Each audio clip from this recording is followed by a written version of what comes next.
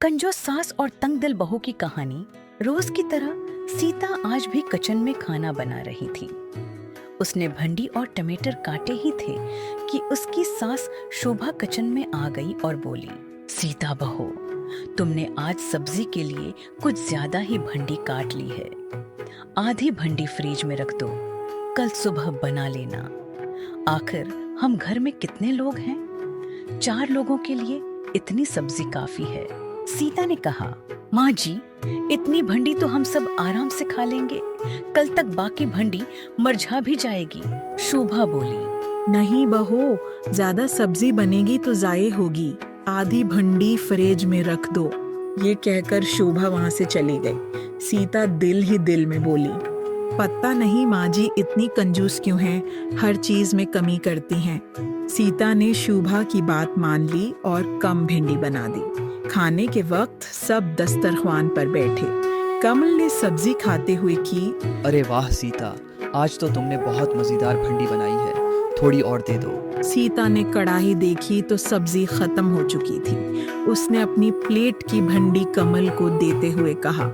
तब शोभा ने अपनी प्लेट से थोड़ी सी भंडी सीता को दी और बोली, मेरे पास ज्यादा है बहू, तुम ये खा लो। ये देखकर नीलेश बोला, माँ, आपने इतनी कम सब्जी क्यों बनवाई?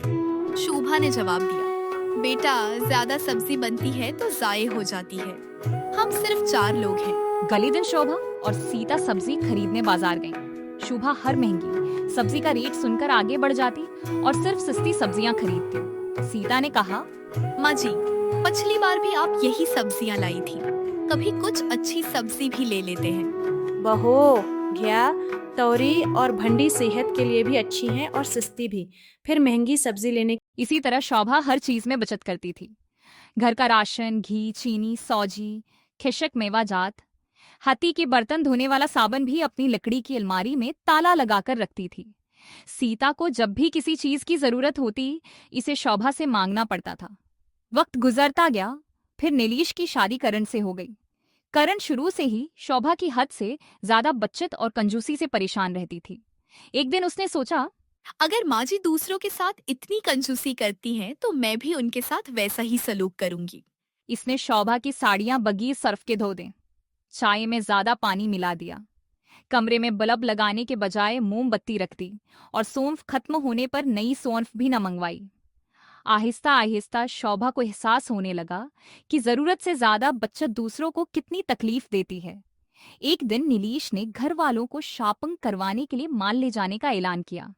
शोभा हैरान थी कि उसके पास इतने पैसे कहाँ से आए। नीलेश ने बताया, माँ, मैंने 2 लाख रुपए का कर्ज लिया है।